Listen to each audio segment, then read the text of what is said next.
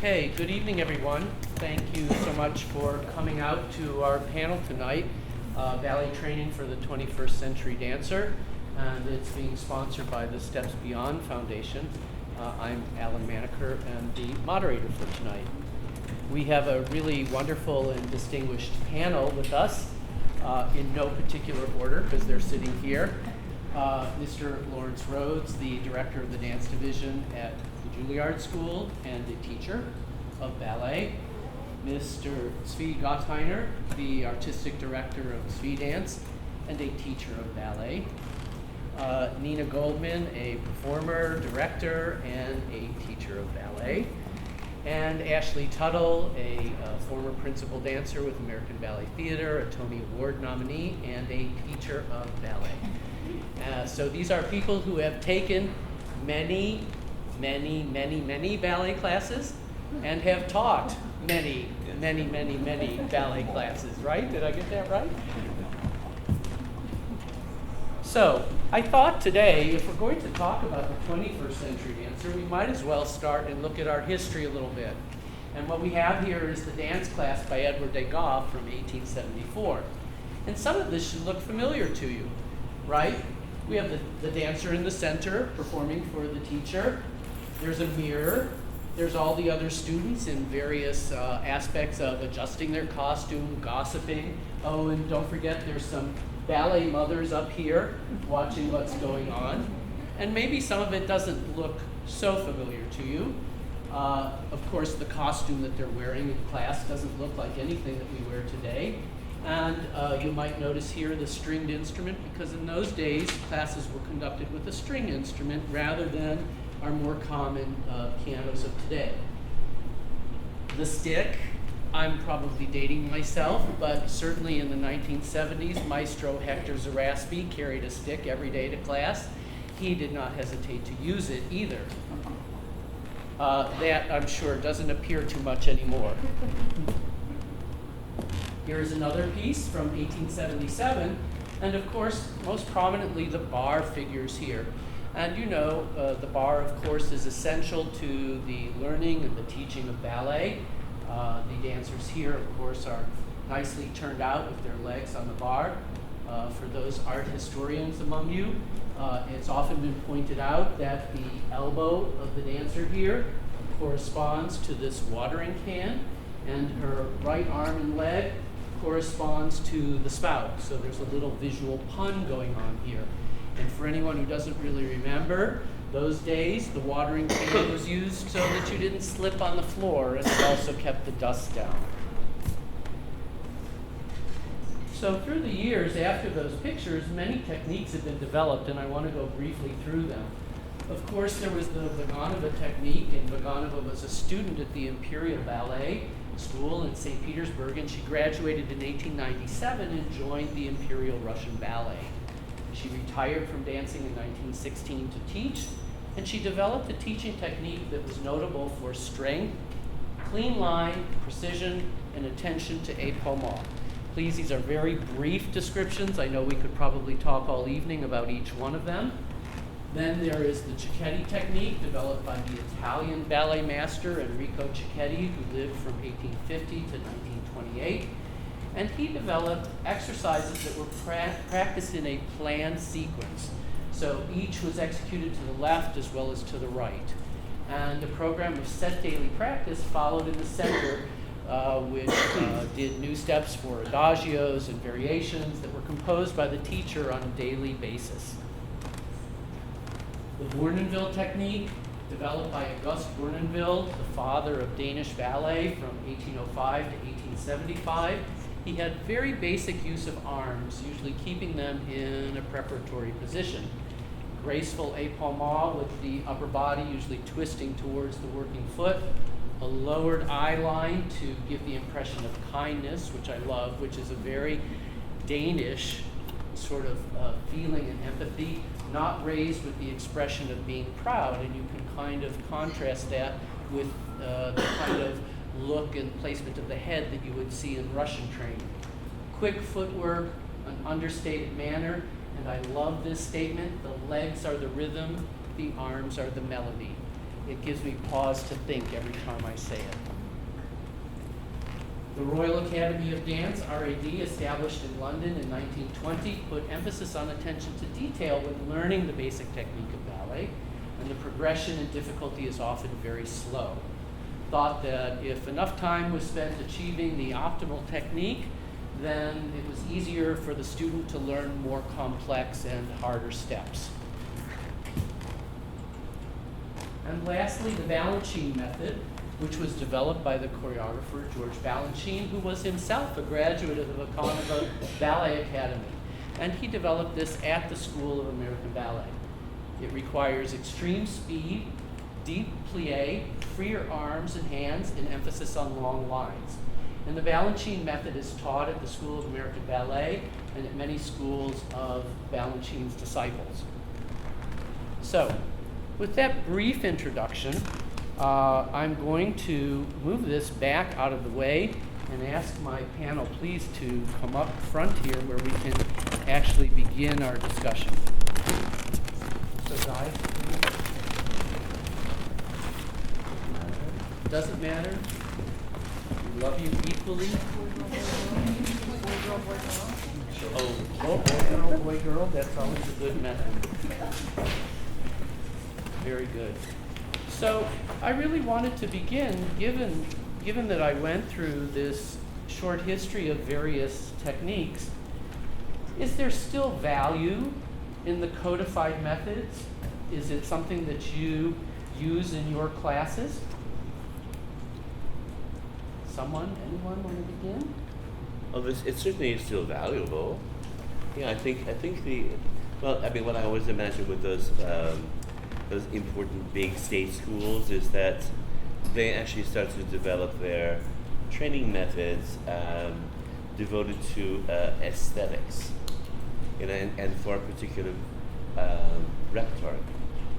Vaganova was working with Petipa repertoire, and Balanchine actually made work that would relate to his work, train the dancer he wanted to see on stage. So I think all those things are very valuable in exactly those ways. They still are. The people who actually train in those ways do that repertoire wonderfully well. What about for someone who doesn't? It's more challenging, I think. The training or the performing? Performing. But what about the training? Is it still, are they still valued techniques for, let's say, someone who isn't going to necessarily perform that repertoire? Sure, I think they're very valuable to do, to experience, because it's all variations on a theme, right? Because they're all the same steps, right? Same steps in a way, but so to understand the approach from one school and another about a particular shape or line or the way things move and put together, it's very valuable to practice and to be part of it. Mm-hmm. Nina, I saw you nodding your head. Well, yes, and also I think it depends on your student population. Right now I'm teaching at Hunter College, and I am trying to, I have a very diverse group of students, hip-hop dancers, salsa dancers, just it really runs the gamut. And I actually don't spend a lot of time focusing on a particular style of teaching them. While I have studied with Vaganova teachers, and I studied with Robert Denvers, who came from Robert Bournonville School. I went to School of American Ballet, American Ballet Theater School, and I had a very varied training. I don't focus too much on any particular style because I don't think it serves this population. I pepper in some ideas, but I think that I'm trying to make ballet super accessible in a language that I feel the students can absorb and use efficiently. And if I feel like if I overwhelm them with ideas that are about tradition and a language, I might frighten them. So I really try. So I'm watering it down. I'm just trying to create a language that I think is going to be more useful for this population. If I was teaching at a ballet academy, I might approach it a little bit differently. But for where I am now as a teacher, I feel like it's more appropriate for me to not get too hung up on, well, this is Cecchetti and this is Vaganova, and this is, just really try and create something that's a little more, as I said, accessible to them. Right. Svi, I know that you have a very diverse student population as well. Do you incorporate any of these kinds of techniques into your class? First, I would say that most of the students that take my class are not going to perform the ballet repertoire. They take ballet for different reasons, and I think most of them are personal and different. They're not uniform. So I think the answer for the validity of ballet is yes. Yeah, there is an evolution of different relationship to the technique that if in the past you were geared into being in a ballet company, now you do ballet for different reasons. And I appreciate it and celebrate it. Then about my teaching, I can't tell anymore. I mean, I'm involved with it for so long. In kind of a private way, I'm not comparing it to other techniques, so I don't know exactly how to answer it. I think my reference point is Maggie Black, the legendary teacher in the 70s and 80s in New York City. I think if my class resembles something, it's more or less that form. Ashley, at American Ballet Theater, where you do have many dancers from different schools of ballet training, Right. what was company class like? It depended on who was directing. So when Misha was directing, it was a much more Russian type company class. The coaching was a little bit more Russian. I also worked with Georgina Parkinson, who was from the Royal Ballet. But I think the repertoire at American Ballet Theater is so diverse that you need to be a flexible dancer, being able to bounce in and out of these particular styles or techniques. You know, if we're going to do a Balanchine work and someone's coming in from the City Ballet to coach it, we want to take our arms up this way. If we're doing an old school, we're going to, so you have to be able to move in and out. I think the way dance is evolving, dancers bounce in and out of different choices by choreographers all the time. So I think that's really relevant in that sense. But if you're not going to perform, I think I teach a broad range of students, from children to beginner adults to Mark Morris dancers. So it covers a lot of places. And I think they're all interested in knowing, oh, why are we doing that so fast? Where does that come from? Or, there's always questions from different students. So I don't think you have to stick to one technique to express ballet, but I think if you're going to do a jump that's from Bournonville, you can kind of say that as you teach it, and they learn that, oh, that's an interesting approach, without going heavily into, pushing people away or getting too technical about it. So, to all of you in general, is there a difference in the 21st century dancer? Are they by nature more diverse than they were, let's say, 80 years ago? Oh yeah, sure. In what way? Well, there's evolution. Things do evolve and change all the time, and dancers today are hugely virtuosic, almost all of them. Where it was more rare when I was young that people were actually handling technique in a very particular, sensational way, and I think people are much more capable of doing that kind of work. And what Ashley was saying is, I think very important that only increases also all of the demands from choreographers to continually remold yourself and learn new repertoire and learn new vocabulary and make all of that happen as part of your life. So enlarging your scope and all that's just ongoing. And I think people are way better than they used to be in the 50s. Please. I think that to be employable, to have a career nowadays, you can't just be one thing. And so you see ballet dancers have to sing. They have to be able to speak. You know, now you'll see, if you go to dance company, you'll see dancers, you know, reciting text. Or we had American in Paris, Phantom of Opera. I just was working with Susan Stroman on The Little Dancer, where Tyler Peck was singing and using her voice, speaking throughout the whole show. So I feel like, you know, across the board, dancers that are not comfortable in ballet should be taking ballet classes, and ballet dancers have to as well drop to the floor.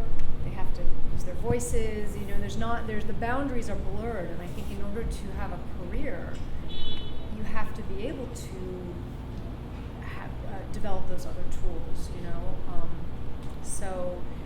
you know, one of the most brilliant dance schools in Juilliard. I mean, they really get such a wide range of you know, education training, which is so, you know, those students are going to get jobs because they can do so much, you know. So I don't think it's one thing anymore. You know. So is that the key? Diversity in training? I think so. I mean, I think if you want to have a career nowadays, you just, you know, it's just not, there's not the singers and the dancers anymore, you know. It's not like Agnes de Mille where she'd choreograph a musical and have the Dream Ballet and it was just the dancers, you know. Nowadays, you have to be able to do so much more. So, yeah, diversity is key. I don't know that one can like initiate training like that though. Do you think that's okay? I mean, because I somehow I feel like, you know, getting a foundation somewhere in a technique is going to be the key to other ways of moving, like building the strength and the balance and the line and blah, blah, blah, and then you can add to it, you know. I do agree with that. I do feel, I'm not going to hold back here, but I feel like, let's say for instance, you train in the Balanchine style. I feel like it limits as to where, if you're very set and trained in a very specific style like that, I think it's going to limit your ability to move into other. I'm not saying it's not possible, but it's such a stylized way of moving. And I agree. If you get a good training, and that's a starting off point, and then you move off from there. And I just feel like I encourage my students to take different classes, and to take voice lessons. And, you know, I mean, I one of my jobs is I'm associate choreographer of the Phantom of the Opera tour, and I have auditions where I have to hire ballet dancers, and they have to understand a classical way of moving that they will, like those pictures, be able to replicate romantic port de bras, and then they have to sing. You know, once they pass the dance, then they have to sing. So It's true that you can get lax into certain stylistic ideas from the school you're training in. I think that was more true with Balanchine when he was alive. And now I feel like the school is somewhat lessened their demands for certain kinds of extreme movement that he was after. Maybe that's my field looking at. I think there's something interesting, because I think the way the world is today, people interested in dance and dancers can see all this on the internet. You know, so that didn't exist. So you're exposed to all this different information at once. I mean, before, if you were in London training at the Royal Ballet, that's kind of all you saw. So I remember a teacher said to me, I was at professional children's school for high school, and the history teacher said, you know, I'll tell you one thing about the dancers. I'll tell them they're 10 facts of life. I'll write 9 on the chalkboard, and you'll all recite them verbatim to me, but not one of you will ask me what the 10th one is. And that made me angry, because he was saying we don't think for ourselves. So I think you have to be really intelligent in the way you approach your training. You have to take that initiative. Oh, I've taken a Balanchine class 4 days. Maybe I need to go take a different class today, or maybe I should go step into hip hop, or maybe I think you have to be smart about choosing how you reach for different aspects of the performing arts. You can't just say, you know, just kind of be a drone. They said plie is this, so this is all I do. You know, I think you have to be really thoughtful about all of it. And yet you don't really have to do a lot of extra training either. Right, exactly. You know, I mean, if I think about my own career, you know, I mean, I was really pretty heavily trained in ballet in Detroit and then at Ballet Russe Monte Carlo in New York, and I joined that company. It's the first company I was in. And then when I joined Joffrey a couple of years later, people came to create. Right. And, you know, I became very fortunate at that time to be someone that people wanted to create on. So I never studied anything else. Yeah, I But I didn't worked either. with people from the ground world and Exactly. and from well, even Bob Joffrey and Gerald Arpino when they were first creating were very eclectic and very contemporary in their own Right. ways. And there was a lot of work. I mean, Bob Joffrey's entire kind of concept about his company was that it should be creative. Right. So we always had people coming in. And I mean, it turned out that I never actually studied anything else, but I did a huge amount of stuff. Right. I was the same way because ABT had so many diverse choreographers, Yeah. Twyla and Maria. But I think if you're trying to get a job, I think we were Yeah. nice places that were wide open in that way. Some companies or things are very thin, you know, City Valley. So, Right. you know, so maybe you do need to bounce around. I'm fascinated, if you're talking about diversity, I'm fascinated that in the second decade of the 21st century, having a African American ballerina at ABT is an issue that creating such a reverberation of media. But it is, I think there's a sense that ballet is kind of functioning in the imperial period with a certain kind of hierarchy that dictate the body type, the racial identity, and so on. And I think the story of diversity in ballet is a definitely evolving one. It's not a resolved thing yet. But so, as I listen to you talk, I sort of go back to the late great founder of the dance division at Juilliard, Martha Hill, who I think was one of the first people to espouse the idea that everyone, contemporary modern dancers, should all have ballet training as well. She was one of those instrumental forces that moved contemporary and modern dance closer to ballet and vice versa. And she used to say that ballet was the mother training, and that if you start there, you can move anywhere else. Do we still agree with that? I do. You do? Yeah, I think it's the most- Everyone's nodding. The most Okay, good. We have the most agreement. sophisticated technique there is. Four teachers and 4 New Yorkers all agreeing we have a miracle. But there are 4 teachers of ballet. 4 teachers of ballet and 4 New Yorkers. And Good. ballet's the best. Right? Yeah, it's the most sophisticated. I mean, I appreciate the modern dance techniques, and I'm surrounded by them at Juilliard too. And I think there are particular areas of influence, you know, on the bodies of our dancers from studying Limon and Graham and Horton and Cunningham and Wu, all those things. There are particular things that they get from all those different works which are very valuable, and they add up to something very special. But I think for a technique, you know, the most sophisticated is certainly ballet. Right. So let me ask you specifically, Larry, because you mentioned your first teacher in Detroit. He or she? She, Sandra Severo? Violette. Uh-huh. Violette Armand. Uh-huh. If she came to watch a ballet class at Juilliard today or tomorrow, Monday, what would she think? Oh, she'd think it was amazing, I'm sure. I mean, she's a terrible teacher. Yeah. I mean, there were a few things that she did that were great, but she was really not a good teacher. Of course, I didn't know that, right? I was 14 when I started studying ballet, and I went once a week. That's what I could afford. And she said, "Why don't you come twice a week?" And I said, "I can't afford it." She said, "Well, don't worry about it." So I came twice a week, and then the second year I managed to pay for 2 classes a week. She said, come 3 times a week. So anyhow, she was very generous to me, and she loved dancing, Right. and she loved ballet. And this is one thing she did that goes back to the first question in a way. She had a blackboard, and she put things up there like, there are different ways to do Badabasque. There are different ways to do a Badashah.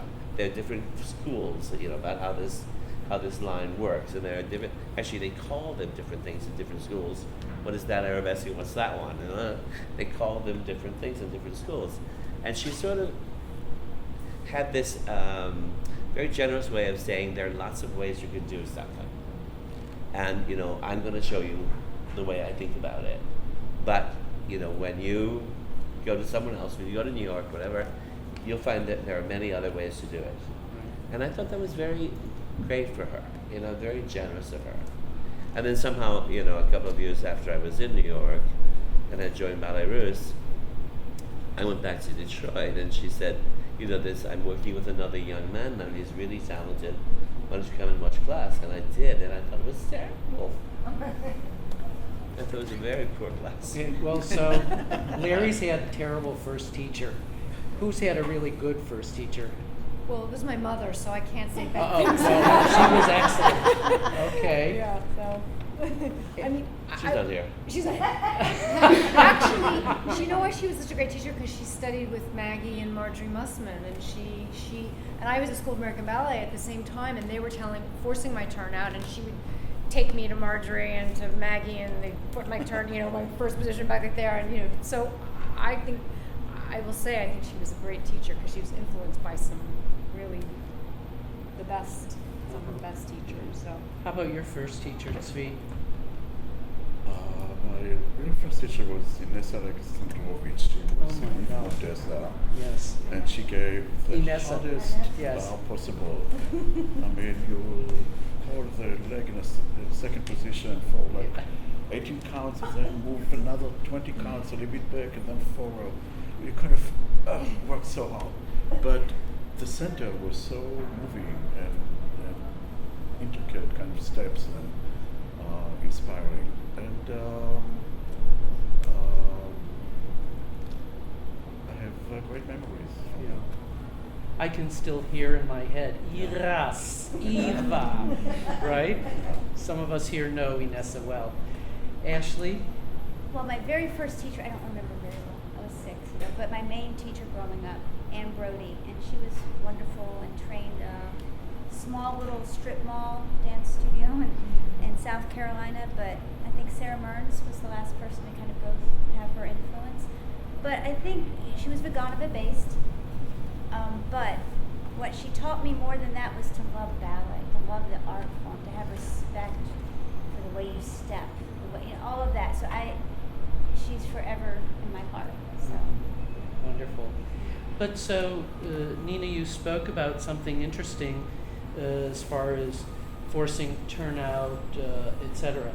Do you think in the 21st century we are teaching more anatomically than we did, let's say, in the latter half of the 20th? Or are we still doing those things? Well, I mean, I think we have so much more information about it, which can be incredibly useful and informative, and I am a teacher that definitely stresses correct placement and not forcing. I think sometimes we maybe get so hung up about it that we stop moving. I think it could go the other way, but I am definitely a proponent for not forcing the way you work with your turnout or legs and stuff like that. And I see kids stretching now. I don't know how they do it. They put their foot up on a chair and the rest of their body's on the floor, and it just I have a hard time with that.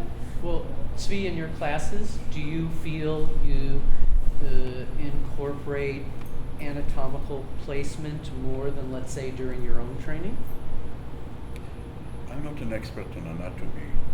I can't name the muscles and things like that, and I'm not sure that it's useful. You could ask me. Yeah. Is there a doctor in the house? There is. But I made an effort to take aside all the torture part of ballet. I think many dancers, when you look inside, you see tremendous suffering, some kind of attitude about the body that it's basically not good, and you need to, educate it and discipline it in ballet class. And I kind of changed my mind about it, and all of a sudden it's become fun.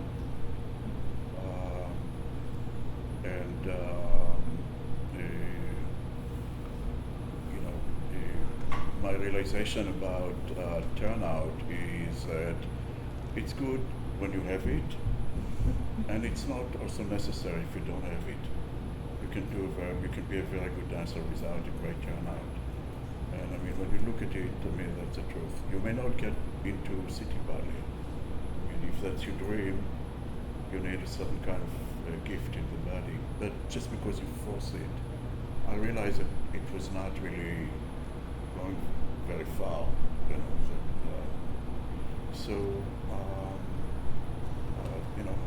It's not such an acute issue.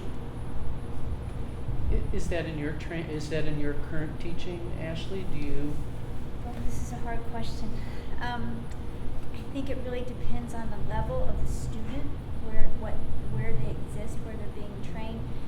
When I'm teaching company class for Cedar Lake or Mark Morris, their fifth will be like a third, which is fine. That's their range, and that's wonderful as long as they're working within the fullest of their capacity. It's totally fine.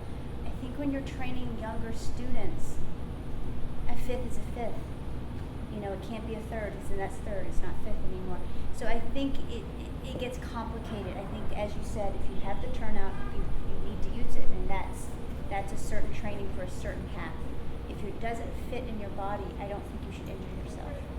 So I think there needs to be there are choices that have to be made when you're quite young of what path your body can take. And I don't believe in injuring anyone at all. You shouldn't force anything. If your body's lineup doesn't make perfect, then we can work on it within reason. But it then becomes a limiter for certain paths.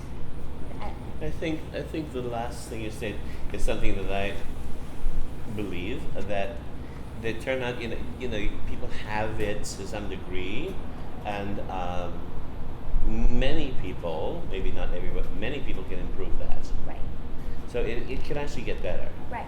But you have to be thoughtful about how you produce that, and how much time it takes to locate, Right. More turnout and use it. And so it's really it can get better without actually saying, okay, today Exactly. 180 go. All right.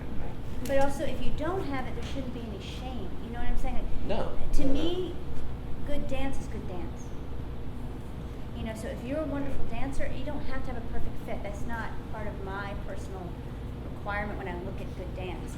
But if you want to be a ballerina in X, Y, and Z company, you have to have a turnout. In my class, I incorporate a lot more parallel in warm up at the bar. I just feel like it's healthy. I'm not. I also don't know a lot of anatomy, but it feels like it's healthier to Activity. yeah, exactly. To Activity not is always be activity. so externally rotated. To also find parallel and stretching in parallel as well. I think parallel is important too. Yeah. So you teach young children, Ashley? Yes. As well, and I believe that the rest of you teach more grown-ups. That act like children. Yeah. So there's really what we're saying is that there is a difference in teaching a very young dancer versus someone, let's say, entering a Juilliard at the age of 18. I've never trained people at a very young age. I never wanted to. Mm-hmm. Tell me something. Are 21st century dancers' expectations different from their teacher? So I know that I had to go into class and what was taught, and do it, you know? Our expectations different. So for Ashley, who teaches children, our parental expectations different, and for the rest of you that teach more adult students, are their expectations different. Yes. Care to elaborate? Students were far more informed with options that they have than when I studied. I mean, the teachers' words were God words. You know, it's like it was the only way to do it, and I think it's for better. You know that. Could it be a little louder, Many- please? A little louder. Louder. Many people that take my class arrange their training in the way they want it. They do yoga twice a week, and then they do ballet class, and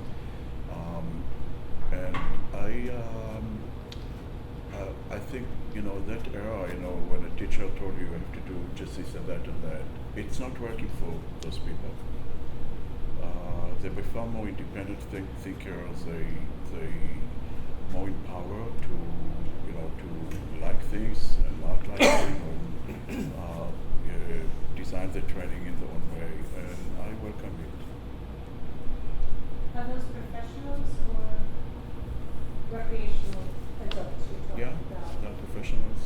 So do yoga and, And other things as also well? dancers that do it for hobby, but you know. This has actually been going on for a long time now.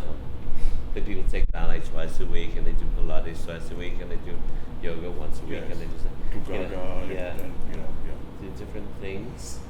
And a lot of it has to do with costs too. Yeah. I mean, they're managing their costs by joining a gym, and then they can do some things in the gym and keep themselves physically very, very active, and just afford classes with a teacher and a pianist and all that, Right. a couple of 2-3 times a week. Is your perception that class for students today is less affordable than when we were students? Well, you couldn't afford it when you were a student either, right? Yeah, but you know, I mean, I had a great scholarship at Valerie Monte Carlo. I mean, I was there for about a month, paying full fare, which is like $250 a class, something like that. It's a long time ago. and I was there for about a month, and they realized how serious I was. And then Madame Kachoube was her name at the desk, and she said, "Look, give me $25 a month. You can take all the classes you want." Not bad. I said, "Okay." Okay. You know, I just want to go back to this. I've taught quite a bit for high school level age, and you know, coming from a very a training that where I'm sorry, you do- excuse me, Nina, high school level that are high school becoming age group. that Well, are becoming dancers, I've or had just all- like recreation? It's run the gamut. Okay. I've done it in private studios where they are hoping to get into some sort of have a career. I've done students that are more modern dancers are taking ballet. It really runs the gamut. And then now I'm teaching at Hunter, which I have freshmen through seniors in college. And having had training where, as we said, you didn't have a voice. You went in there. My teacher said sticks as well. I mean, you just that was God speaking, and you didn't talk back. And so, as I moved into more theater, I was being asked to have a voice, and it was a very, very sort of scary thing. But then I started as a teacher. I started to feel like it was important that my students had more of a voice. Like I wanted to have a dialogue with them, you know, which I think is very 21st century. However, I have also started to find that I have some students that, in some ways, are so encouraged to have a voice that there's like I have to prove myself as a teacher. Like I feel like the respect is sort of like it's shifted a little bit, and so I'm struggling to find that balance of really allowing to have a communication and a dialogue with that age group, and yet also saying, well, I am the teacher and I do know a little bit more. You know what I mean? And so you know, so that's sort of where I'm at right now, trying to find that balance between, you know, the expectations.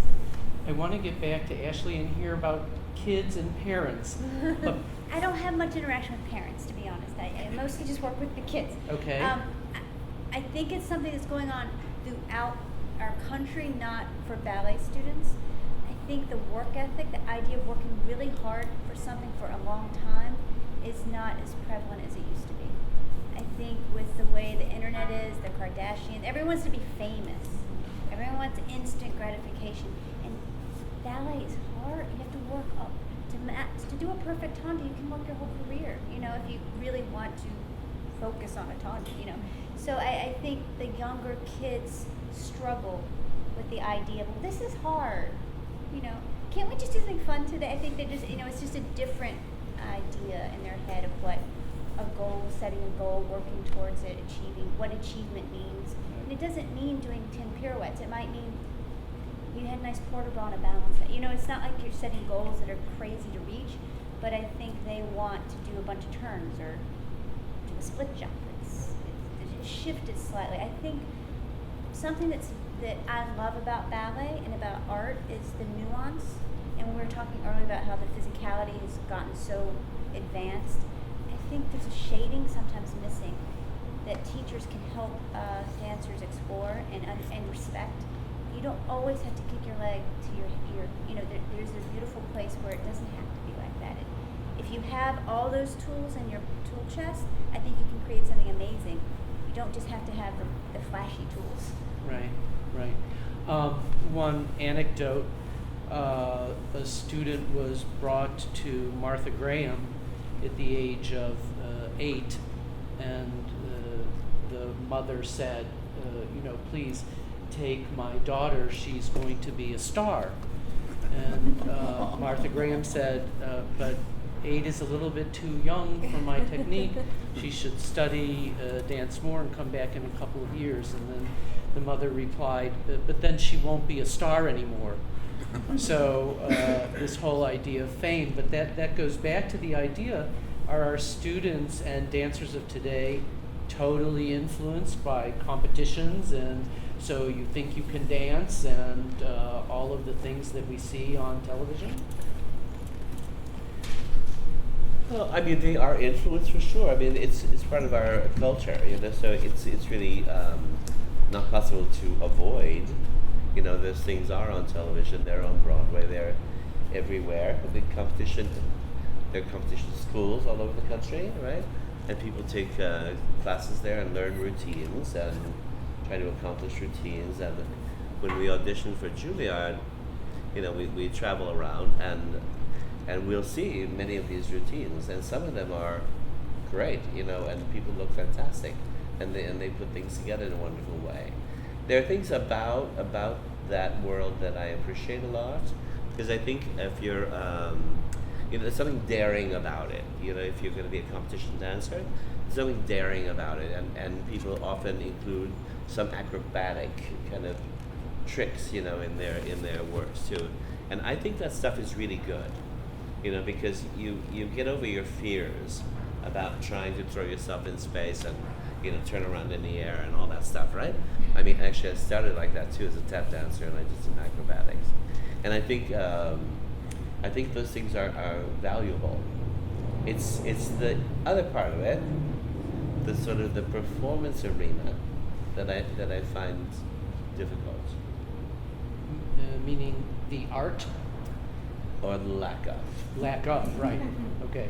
So is there a certain amount of undoing that has to be done? Well, you know, it actually happens very easily. I mean, if you just leave it, you know, and enter a school and there's a lot of other things to do and to try to accomplish, I feel like the focus just goes right into the new thing. And we actually don't have a problem with it.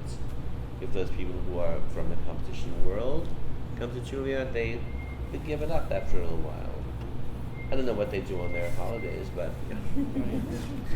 So, anybody want to take the other side of that argument, that the competition world really stinks?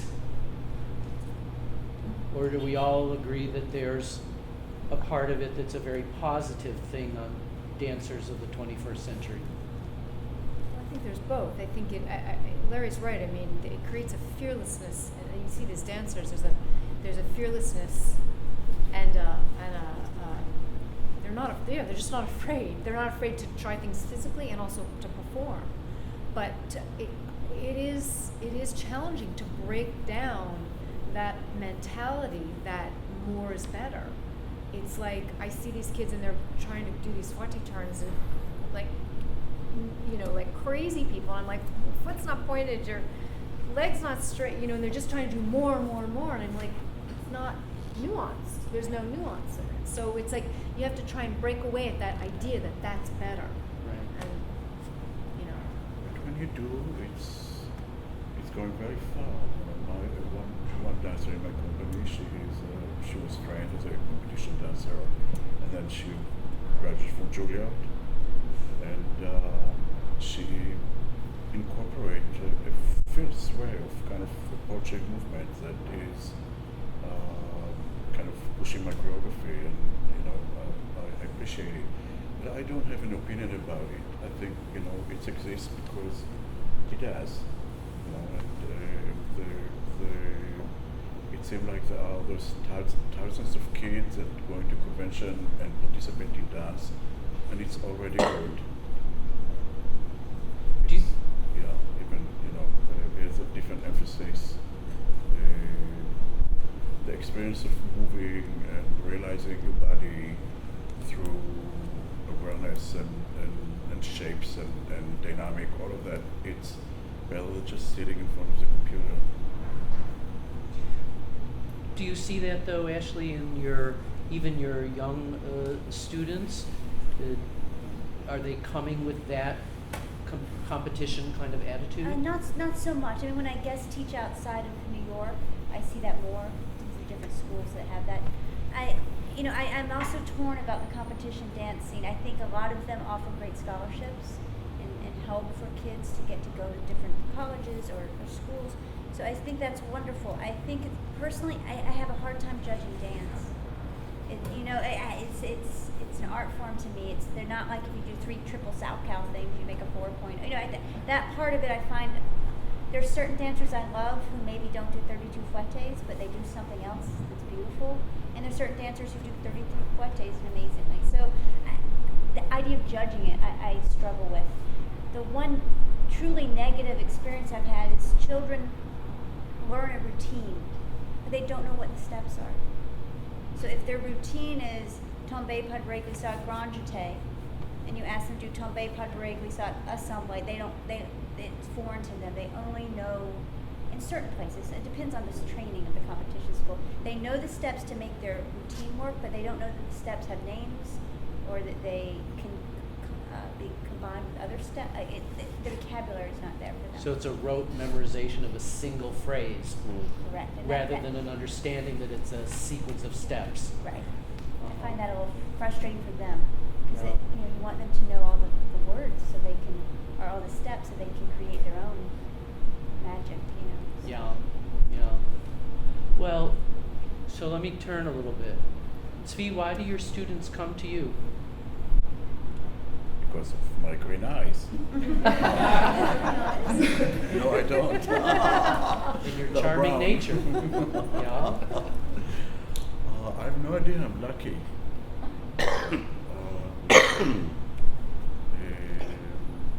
I can answer because I go to him. Okay, or at least I great. used to. Well, he creates an environment that it's welcoming. You're not intimidated by the environment. It's a very thoughtful class. You warm up your body in a really logical and musical way, and then you move in the center. And he's so nice. So I'm glad you answered that question, Zvi. sometimes it's Yeah. harder to talk about Yeah, yourself. that's perfect. Yeah. I have no idea. I love teaching. I think it's still a creative process for me.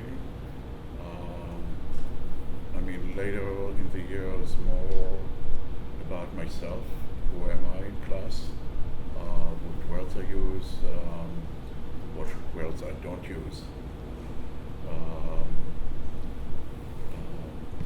I think when you engage in more ways, supporting dancers to go from here to there,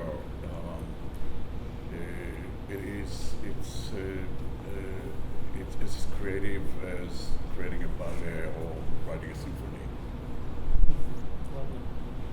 Why do they come to you, Ashley? I have no idea. I have no idea. I try to create a safe environment.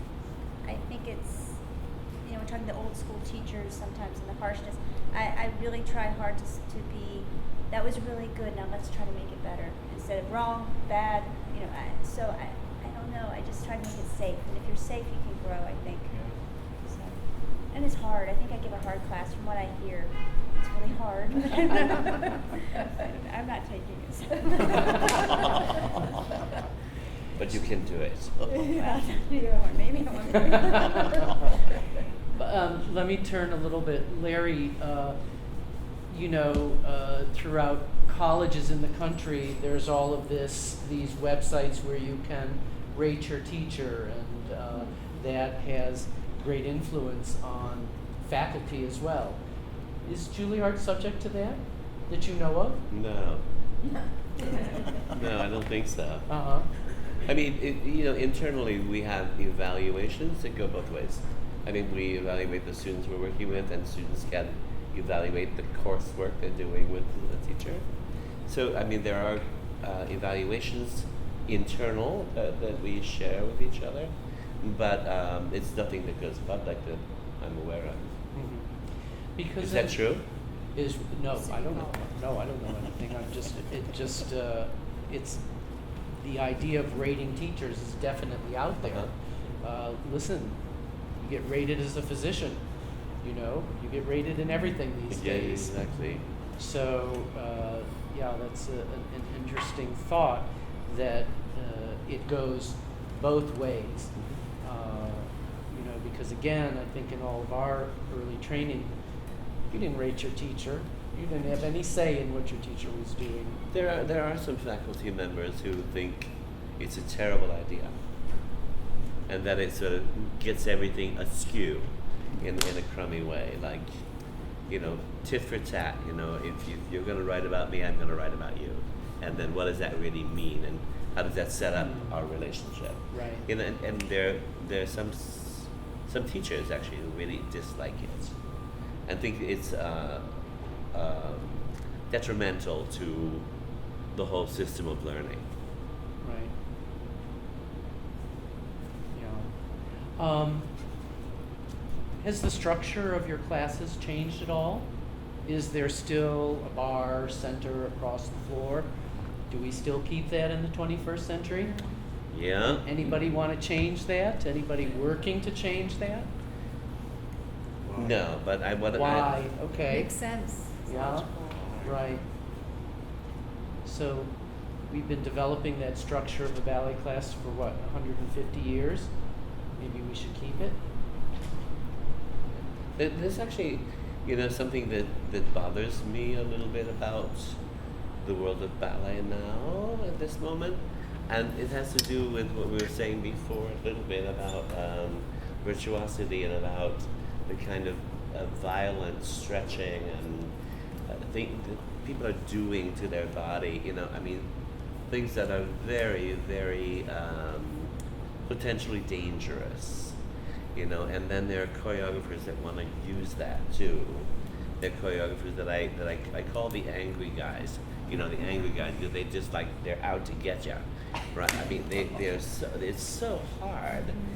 Some of the stuff that people are doing, like Wayne McGregor and Adonis Phoniadakis, and there's some other people that are just going so incredibly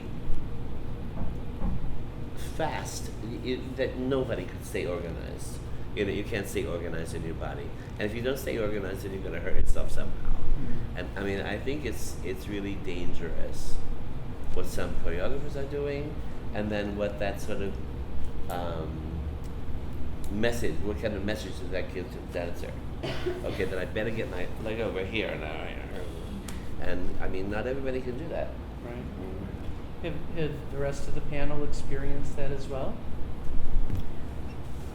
As a dancer, as a teacher, I mean, well, when I actually stopped auditioning for musical theater when they started telling me to bring knee pads to auditions. I was like, you know, Not I going mean, there. I'm not going there. Yeah, it's like, and I see it. You know, when I sometimes I go to performances and I see these repeated drops on the knees, and it's like it's difficult. And I think that's maybe one of the reasons why I try and create a class that's just really healthy in a way. I mean, it gets, you know, I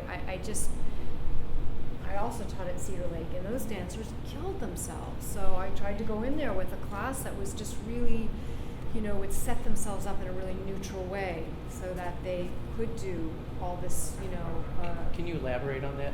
Killed themselves?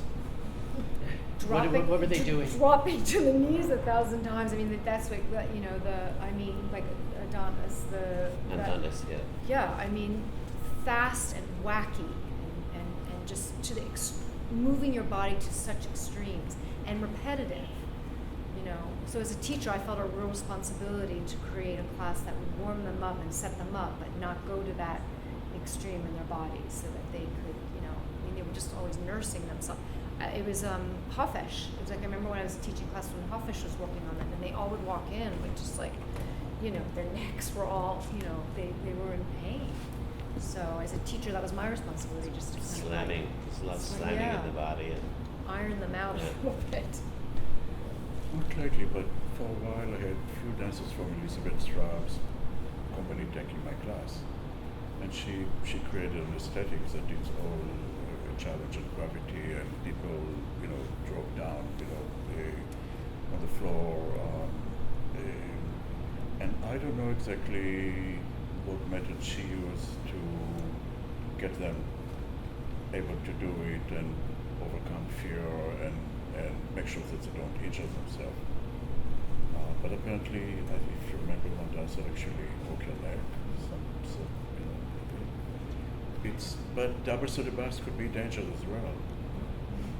Yeah. Absolutely. So, teaching ballet to the 21st century dancer, sounds like we have a more welcoming space, y'all. It's more anatomic, and some of the traditional elements are still valid. Can we agree on that? Good. I have a question for the panel. Please. Okay, so I had experience, because I teach at Barnard College, and I've had experience with the transgender students. And a boy will be there, and I'll say, do you do double tour? And I get an email saying he grew up as a girl. Should we be training young students for either step? Like, you know, that's where it's interesting to me. Like, should little girls learn all the boy jumps, and should boys learn things that we typically qualify as female steps? How do we bridge that as teachers? I was actually thinking about this when I saw the newest Rutmansky. You know, it's with 7 men and 1 woman who appears in 1 duets. And the 7 men are essentially doing very female-like steps. And it's all about line, and it's all about music, and it's all about flow, and I mean, it's very female what they do. And they don't look female, Right. you know, but they're female steps, the things that we would call female approach and vocabulary. Right. Yeah. Because So I it's thought that become was very interesting. fluid. Gender's becoming a lot more Yeah, fluid in yeah. dance. And I don't know as a teacher how to, you want to include everyone. So, when does that start? You know, I don't know. I think you know, it's got to separate somewhere for most people, because I don't think a lot of women, not the majority of women, are going to do double soda basket and double ensemble international and turn there, and that and the heavy C's, and you know, we used to do 32 C's, right? Right. People don't do that anymore. But we My used class, to. they do. Yeah. I'm joking.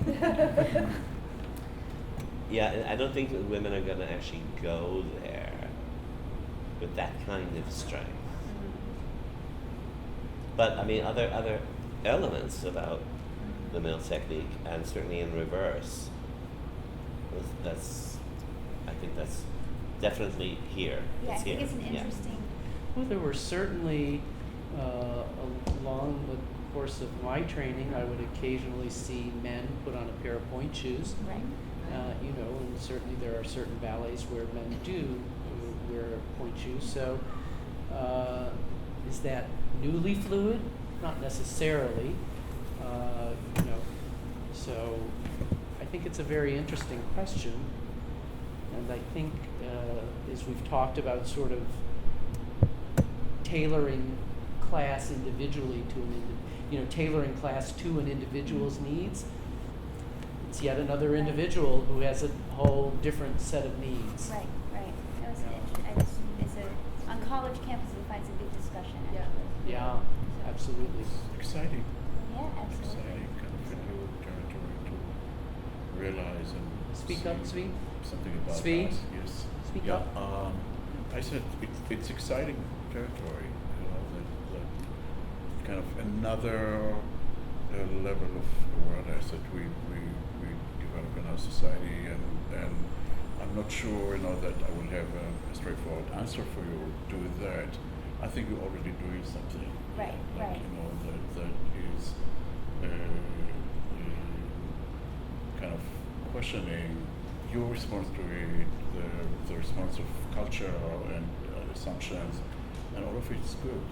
I think it makes teaching interesting. Right. Otherwise, just keep repeating the same Exactly. template. Yeah, I mean, Yeah. I think it's you give the information, right? So like, I mean, this is very simple, but I was explaining so to Shah, and I have two men in my class, and I said, so the women would normally do their arms this way, and the men would do their arms this way. But then I said, but try both of you. Right, You just right. try either way, just so that you have the information, you know what aesthetically it has been. Right. Not to say the choreographers wouldn't have women do that, Right. you know, but it's well, just. and you look at all in choreography, the gender line is a lot of choreographers go bounce around, you know. So it's, but I guess it's because, you know, for instance, Mark Morris will have women and men doing the same exact steps and partnering each other, which is great. But then it becomes the training. Like, is that specific to a choreographer's choice, and the dancer has to evolve to that vision, or is it something in the training that we start to shift lines? I just don't know. I think it's an interesting conundrum. I remember with Maggie that she had one boy in class that she kept saying to him, use a masculine sensor for the bra. I mean, he's transgender now, but it bothered me. I remember even then, it kind of like, I did not understand what that meant. Right. I Right. mean, I think you are a man, you kind of, the progress that you make is, It's masculine. Yeah. and I think the fluidity of behavior, the gender role is, and was, I think, for generation, a creative force in dance. Even, you know, in Royal Ballet, when Ashton was performing as a female and things like that. That's and the days, I think that you train boys class and girls class. I think this is very unusual now. It's not, you know, in many schools that happen that way. Or is it? I think it Yeah, still it is in the is. ballet It's still- schools, Yeah. yeah. Yeah. So We do it too. Yeah. Twice a week we do men and women separate. Yeah. Men's class and women's class. I think it's just an interesting. But I'm waiting for the transgender to appear, right? So there was a question over here. Well, I was curious, for example, would any of you ever tell a male student, you need to dance like a man? Okay, so the It question. seems to happen all the time. Yeah. And I still hear occasionally a teacher saying that, and I so disapprove of that. No. But So just repeating, the question was, has anyone else experienced a teacher telling a male to dance like a male? Which is, you need to dance. you need to Learn how dance to like a dance male, like a essentially the story that Svi told with Maggie, right? I don't think in a technique class that's appropriate in any way. I mean, I think if you're working on a character and you go through a narrative and you're approaching from a narrative, that you can structure it in a way that's appropriate because you're physicalizing a character, but in a technique class, it just doesn't seem appropriate. I mean, the only thing I would maybe say is everyone let's jump at a male tempo. Like the whole class do a heavier jump, and then the whole class do a quicker jump, but never distinguishing, by gender to a person. We actually have a guy now in the school who is in the 3rd year, and he came in, and I would say that he was very mannered as a dancer and had very female attributes to his arms and hands and things like that. But we all got on his case, and said, look, that's not going to work out. So why don't you actually make it your own, which would be male, because that's what you are, right? So, I mean, he's changing now. He's really a fabulous dancer, but he was kind of channeling Margot, you know what I mean? Yeah. It's a bit strange. And I also think that just elaborating a little more, the whole body thing. It's like I will never forget at 15 years old being given a correction in ballet class, and it was prefaced with, those of us with childbearing hips shouldn't be blah, blah, blah, blah. And I think, and you can't now, as a teacher, I think it's incredibly irresponsible to again, I'm teaching, it runs the gamut of the students that I have. You have to be very careful the way you are going to approach these topics that can be really, you could do a lot of damage. So I think you really have to think about the way you're going to phrase any sort of. But body corrections. image is actually very different from mannerism. Yes. And yeah. What this guy was doing is something that you can change easily. Mm-hmm. Body image is something you can't, so we don't talk about it anymore. But I think also, to help this student, again, get a job, you want to say, if your hands are moving like this, you are already dictating a little bit of how you're representing yourself. You need to be aware of it, that this is not appropriate in all kinds of movements. So I think there's. That's it, yeah. No, it's about the goal. What is the goal? If you want to dance like that, then maybe you're thinking about the tracks or something like that, which is okay too, right? If that's what you want to do. We're going to open it up to questions. Yes, sir. Hi. So I'm newer to the New York dance scene, and I have a diverse background. So I teach ballet classes and contemporary classes here in a Broadway Dance Center. And since I came here, I've started to see a few contemporary ballet classes pop up.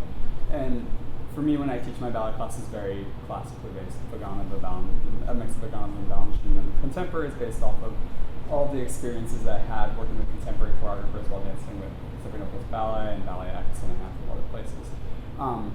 So when I look into these contemporary ballet classes, sometimes what I'm seeing is you're being given the same structure as a ballet class with the bar. You're being given the center, and then you'll go to petit allegro and bigger jumps and whatnot. But I have my own opinions on it, but I'm just curious if you have any opinions on if that's valid or if it's more of a skewed idea of what the separation between ballet is as we start to enter this age of contemporary dance, or as we go further into the age of contemporary dance. Were you saying that in these contemporary ballet classes, it's primarily the variations and whatnot that go more into contemporary ballet than traditional ballet variations in the center? Yeah, say you did a tanya and then do a turn and they come out and different things like that. Or if they add contractions to different things, where in a typical ballet class you would just have the extension and maybe a port de bras or things like that. Anil? Well. Well. I think if it's advertised as a contemporary ballet class, that's fine. Yeah. I start to I get a little edgy when I see people teaching ballet class and they've taken away certain aspects of ballet. Like I believe firmly épaulement is part of ballet. I think it's one of the defining things in ballet. I think it's good to be able to use it, and if you need to take it away for a choreographer's work, that's great. But it needs to exist in once again, your tool chest. So that upsets me when people just start having a pan forward, just stare straight ahead in the new ballet from the waist down, because I feel like you're missing something. But if that's what the class is advertised as, then that's fine. But ballet's ballet, right? Did you mean contemporary, just like without the ballet word? Because Um, here I've seen contemporary classes that are sort of in between jazz and modern. Yeah, I think the contemporary And genre so is really difficult because that's there's where no the word- codified the idea word of it is- right now. But generally, if I teach a ballet class, like it's a strict, it's a classical It's a ballet base. class. And then in the contemporary, we'll start with a warm up in the center, which leads to technique exercises, which leads to a combination afterwards. Right. Yeah. I've seen this contemporary ballet thing, and I gotta say I'm not a big fan of this idea. Like I think like ballet class, I mean, you can tailor, it's just so good. It makes sense. And I think one of my biggest pet peeves is when I see these contemporary ballet classes and they use like crazy hip hop music, and I just like it fights it, and I just doesn't make sense. Classical, like a beautiful classical piano, and it's all logical, and I don't know why you mess with that. And you go to contemporary class and you do your contemporary work, but I don't know. So how are they? Say something here. But I think what people are trying to do, I understand what all of you are saying, because I also believe ballet is the basis and the foundation for dance in all ways. The contemporary ballet classes, I think that I would accept, here and as a class, is really for a dancer that already has ballet training and understands the bar and the structure of a ballet class, and also has enough strength to bring the upper body, the head, the arms, a different element from, without, it's almost to use the upper body in a more contemporary modern way with, the technique that's, that comes with the ballet training. I think that's valid. I think it's valid. I think for people, dancers to go into a class that don't have the basic foundation and training and strength behind it, I think it's a mistake. They're not going to get what they need out of that class. They won't. So it's about, placing people in classes or being intelligent enough to know that this is a testing ground. Right. And what they really need is, and I'm going to say something here, that I really feel that ballet training is very, very important for any dancer, and that's the way I feel about it. I think there's an element about understanding yourself in such simplicity that ballet, gives you in training, that it's almost internal. It's almost, it's physical, but I think what we have learned is something that comes from the inside out rather than a superficial kind of training that is from the outside in. And I know all you guys, so, I think that's a really important element of training. And once you have that strength, I think you can bring the other elements and aspects to movement to it. And I think that's what you're saying anyway. That's what a choreographer does. It's a vocabulary and it's an understanding, a physical understanding that I think is so, so important to start with. And I think you will, that's what I'm hearing. When you can't do all this crazy stuff without having that strength from your core and from your You need foundation. foundation. Martha Hill's words, mother church. Ballet was the mother church. Yeah. That's interesting, huh? Because I was, I don't really know Martha all that well, and I always thought that she was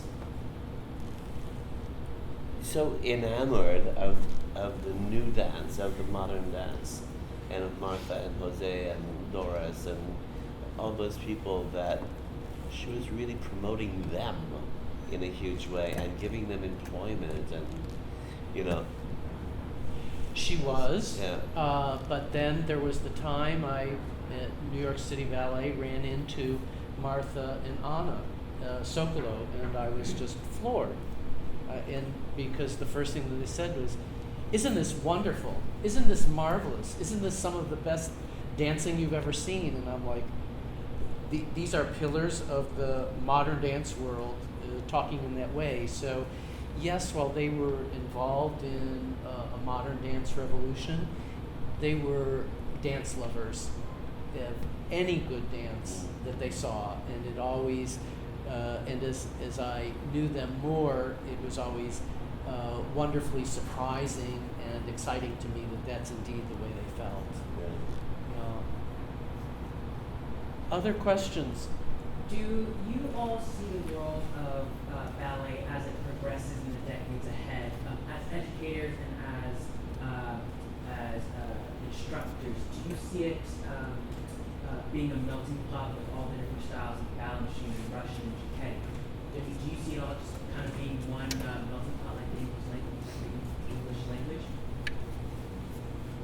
Because back to what you were saying, about, well, this teacher wants it this way, or this teacher wants it this way. But then when you as a student grows up and becomes an instructor or a choreographer yourself, you start to blend what you like and what works for you. So then you're not necessarily imposed upon your students, but here's the way it could be done. I mean, do you see that happening? Well, it's so funny because Siki, who's one of my students at Hunter, asked me in class one day when I was talking about first position. He said, "Is this what school does this come from?" And I was like, "Actually, I don't know." I mean, I was sort of like, well, is it more Vaughan Cicchetti? And then I was like, you know what? I have had such a wide range of training that I think I've just picked and chosen and stolen from all the different ones what's worked. And then I can say, well, this comes from this, or this, I can give this, but I don't want them to get hung up on just an idea. Feel it. What does that feel like? How does it prepare you to turn and whatnot?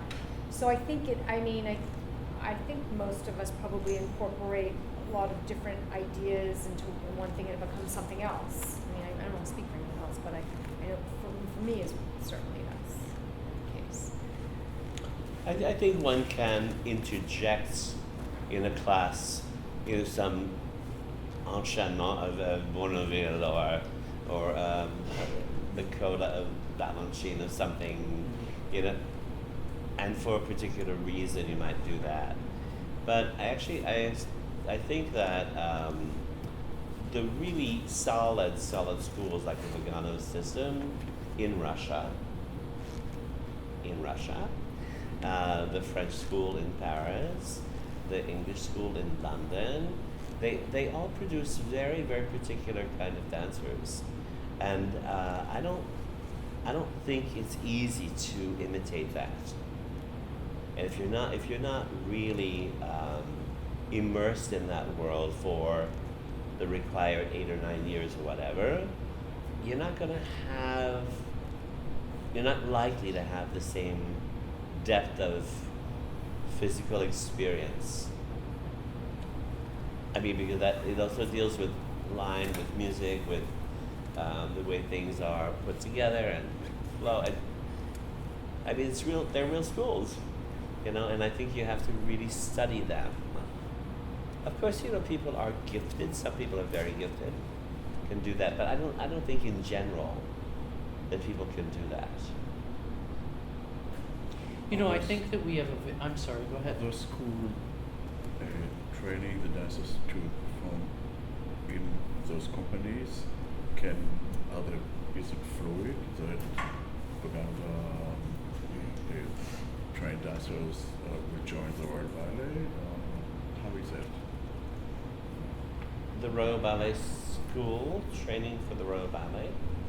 Yeah. Yeah, I mean, yeah, that's it. That's Ideally, they'll go into the So, company. Yeah. so it gears towards the Sure. company and the style of the company. and there's the- you know there's a culture. Mhm. There's a culture and a style and a care that's been in place for a long, long time. And if you go to those schools, you get it. And if you don't go to the schools, you can maybe imitate it. But I think it's tricky.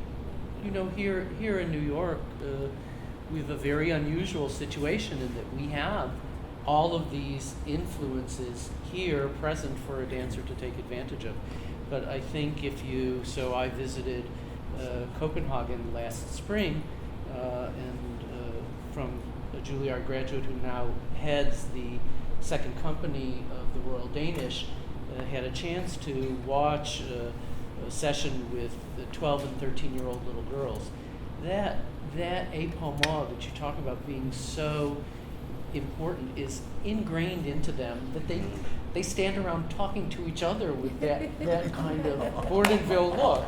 It's just so ingrained in them. And when you go to a place like Copenhagen, with few exception, when you talk about ballet, you're talking about the Royal Danish and the Bournonville School. You're not talking about 3 or 4 major dance companies with, 25 or 30 major ballet teachers who have every different kind of technique available through the city. So is that possible here in New York, that it will, you borrow from various traditions? Absolutely. Is that possible in the places such as Larry talked about, in St. Petersburg, in London? I'm not so much, I don't think. I mean, we also have the School of American Ballet, which is very geared towards a specific way of moving. Right, absolutely. So. Yeah, and the influences are very different than they used to be. Mm-hmm. Like when I was young, SAB was a very different school, Yeah. very Russian. Yes. Yeah, Ariel and I mean, I Stewart. love some of those teachers. They're great. Ariel Stewart and Yeah. Stanley and, Actually, I knew Stanley when he was a Danish teacher. Yeah.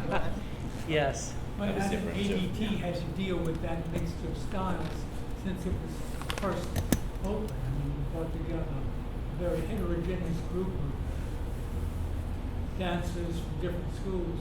They've had to accommodate that. Ashley, you want to speak to that? Yes, I mean, I think that's part of what makes that company very, very special, is we can work with a lot of different choreographers and match their requests to the best of our ability. I think, when we did Graham work years ago, that was a challenge for a ballet company to be given that. We haven't been trained to get down to the floor and back up the same way. But I do think that all the dancers there are pretty willing to try. It's also not usually in a big ballet company like that, they come in and set something in 2 or 3 weeks.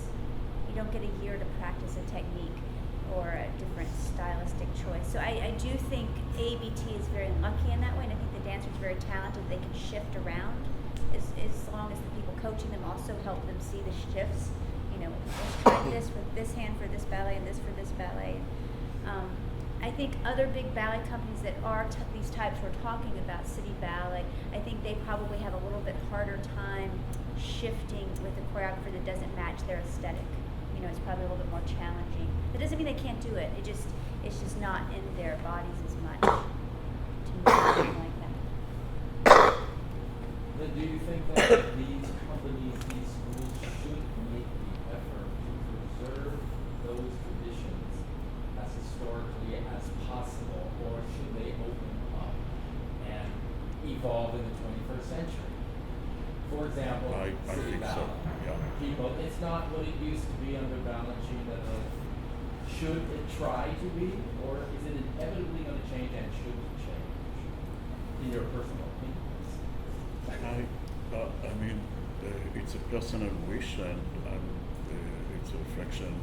It's very personal that to make its art form moving forward, you need to open it up. That if it's stuck in structures that adhere to imperial structure for hierarchy and things like that, you just keep repeating the same thing. And the place to start is in the classroom. This is where you know, you build the foundation of the narrative, you know, what it's about, and ballet has a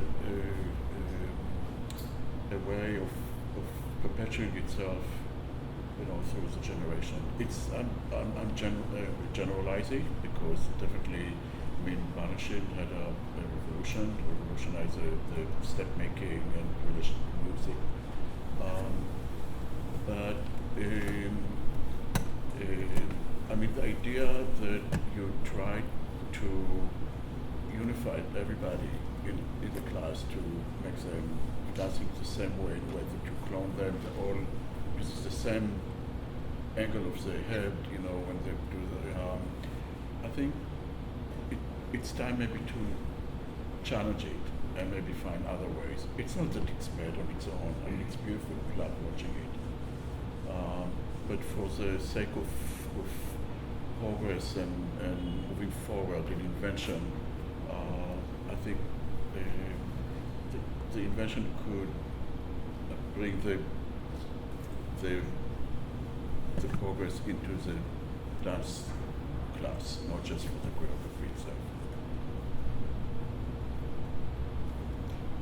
I think it's also the responsibility of the dancer as well. Curious, you know, to remain curious, and if you're at that age where you can go and come to a studio and take a modern class, a tap class, a Gaga class, whatever, you're only opening up your potential as an artist to be, you know, to be receptive to new kinds of movement. I mean, City Ballet, they're bringing in new choreographers all the time. They're all men, but they're bringing them all in. But you know, it's like, so you would think as a you know, as a dancer, you know, explore some new stuff. Any other questions? Any summation anybody wants to make? Have we figured it out, how we're going to train our 21st century dancers? For the moment. For the moment. Thank you all so much. And do I understand we have a little reception? You're all welcome to attend. Thank you all for coming and a great invitation. Thank you.